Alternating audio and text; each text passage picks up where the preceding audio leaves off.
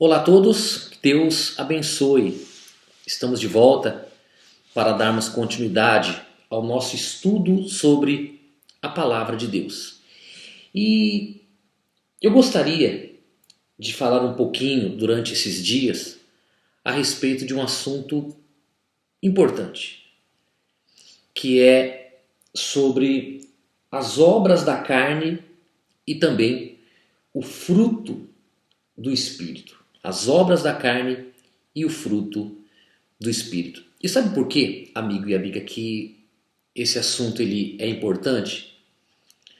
Porque acredito que existe um número muito grande de pessoas dentro das igrejas que querem agradar a Deus.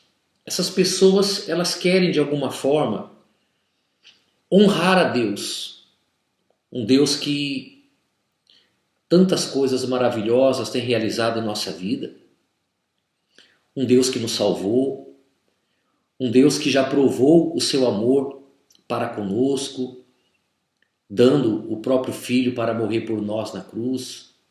Enfim, muitos de nós hoje já reconhecemos a grandeza do nosso Deus. Mas por outro lado, também existe um outro grupo de pessoas que não estão satisfeitas consigo próprias. Porque há um conflito, há uma batalha interior que elas não estão conseguindo vencer. Por um lado, ela quer agradar a Deus, por um lado, ela quer fazer a vontade de Deus. Mas por outro lado, ela observa que no seu dia a dia, o que ela está fazendo, o que ela está realizando, é contra aquilo que ela gostaria de fazer. É uma batalha interior, uma guerra, uma luta interior, travada consigo própria. E o pior é que nessa batalha, nessa luta, a maioria das pessoas estão sendo derrotadas. Elas não estão vencendo.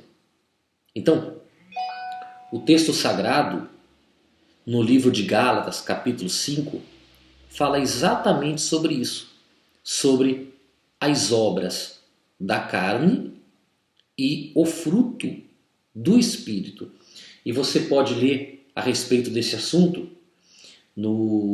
na epístola ou na carta de Paulo aos Gálatas, no capítulo 5, a partir do versículo 16. Gálatas 5, 16. Então, nós vamos falar durante esses dias um pouquinho sobre esse assunto. E o texto começa assim: digo, porém, andai no Espírito e jamais satisfareis a concupiscência da carne. O apóstolo Paulo, ele faz aqui uma afirmação. Ele está sendo categórico. Ele diz assim: andai no Espírito e jamais satisfareis a concupiscência ou os desejos da carne.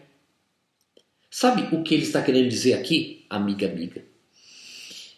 Que nós, como seres humanos, nós temos uma natureza que foi herdada lá de Adão, que nós chamamos de a natureza adâmica ou a natureza carnal. Essa natureza, ela faz parte de cada ser humano. Você pode observar que para que uma criança ela aprenda a fazer coisas boas, nós precisamos educá-las. Não é verdade? O senhor que é pai, a senhora que é mãe, sabe bem do que eu estou falando. Você precisa sentar com o seu filho, conversar com ele, mostrar para ele as consequências dos seus atos, o porquê que é importante fazer determinadas coisas de forma correta. Não é verdade? E olha, não é fácil. É um trabalho árduo e de muita perseverança. Agora, você já observou que para as crianças fazerem coisas erradas, ninguém precisa ensinar? É verdade. Eu vou repetir. As coisas ruins, ninguém precisa ensinar as crianças a fazerem. Porque na própria natureza dela já existe essa tendência. A natureza adâmica flora já nos primeiros anos de vida da criança. Não é verdade? Você observa, por exemplo, a criança com inveja da outra criança. Você compra um presente para um filho, um presente para outro filho. Quando a criança recebe o presente, ela fica feliz. Mas imediatamente ela já olha para o presente do irmão e já avança lá no presente do irmão. Aí você fala assim, menino, não é? Deixa de ser egoísta, você já tem o seu, por que você quer o seu irmão? Eu pergunto, quem foi que ensinou isso para ele? Quem foi que ensinou ele, por exemplo, a ir lá com o dedinho na tomada e ele vai com o dedinho e já olha para a senhora, não é? Ele vai porque ele sabe que está fazendo uma coisa errada. Ele já está esperando que alguém chame a atenção dele. Essa natureza já o acompanha desde os primeiros dias, meses e anos de vida. A criança, por exemplo, ela tende a ser birrenta, não é? A criança ela percebe que quando ela começa a chorar, ela começa a fazer birra, a mãe, para acalmá-la, traz alguma coisa. E ela percebe, ela fala assim, já entendi. Quer dizer que quando eu choro, então a minha mãe vem e me dá o que eu quero. E se a mãe não botar um termo nisso, a criança pega esse hábito e daí para frente, tudo que ela quer, ela começa a fazer birra. Ela começa a espelhar, chorar, se jogar no chão, gritar, fazer show, porque ela sabe que esse é o mecanismo, é o meio que ela tem para conseguir o que ela quer. Mas com alguns meses de vida, com um ano, a criança já tem essa sensibilidade. Quer dizer, para o mal, para as coisas ruins, as crianças não precisam que ninguém ensine. A natureza dela já ensina. Mas e as coisas boas? Não é? Como é difícil ensinar coisas boas aos filhos. Então é essa natureza que nos acompanha desde que nascemos, a natureza de Adão. A natureza que foi corrompida lá no paraíso. Deus não fez o homem assim. Essa natureza é o fruto do pecado de Adão.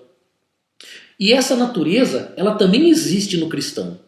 No homem de Deus, na mulher de Deus, no pastor, na esposa do pastor, na filha do pastor, no obreiro, na obreira, no membro da igreja, no cristão. Todos. Todo ser humano tem essa natureza. Agora, quando você se volta para Deus, quando você entrega a sua vida para Jesus, você não quer mais fazer coisa errada. Você não quer mais viver na mentira, na prostituição. Não é verdade? Você quer honrar a Deus. Você quer honrar a Deus com a sua vida. Mas a pergunta é, como? Como? Porque você pode até se esforçar um dia, 2 ou 3, e daqui a pouco você cede, você se entrega à concupiscência da carne, como diz aqui o texto sagrado. Não é verdade? Por isso o apóstolo Paulo diz, andai no Espírito e jamais satisfareis a concupiscência da carne. Na verdade, o apóstolo Paulo aqui, ele está dando para a gente o antídoto. É verdade. Ele está nos mostrando o remédio que pode não eliminar, mas que pode nos libertar, digamos assim, dessa natureza. É como se nós dessemos uma anestesia nessa natureza adâmica e ela perde as forças. Você consegue sobrepor, com a sua vontade de servir a Deus, você consegue sobrepor a essa natureza carnal, a essa natureza adâmica. Então, o segredo está aí, amiga e amiga. Andai no Espírito. Agora, o que realmente eu devo fazer? Eu acho que essa é a grande pergunta. O que é que eu devo fazer para andar no Espírito? Você precisa receber o Espírito, não é? Você não pode ter algo que você não recebeu, que você não tem. E como receber o Espírito, amiga e amiga? Na verdade, nós recebemos o Espírito de Deus sobre a nossa vida no momento em que nós entregamos a nossa vida ao Senhor Jesus. Acontece aquilo que nós chamamos de um novo nascimento. Guarde bem essa palavra. O novo nascimento. Esse novo nascimento, eu acredito que depois que você aceita Jesus, que você recebe a sua salvação, é a principal obra de Deus na nossa vida. O novo nascimento. Sobre esse assunto, eu quero falar amanhã com todos vocês. No próximo vídeo, eu vou dar continuidade a esse estudo. As obras da carne e o fruto do Espírito. Tá certo? Forte abraço, Deus abençoe e até lá.